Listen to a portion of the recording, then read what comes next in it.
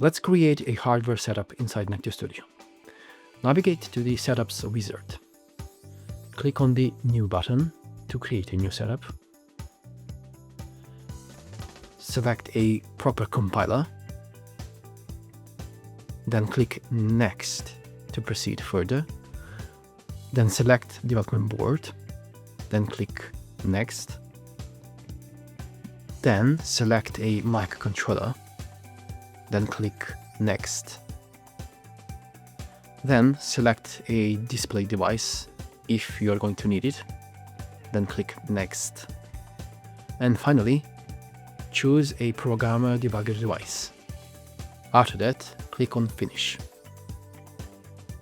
Make sure that you install missing packages.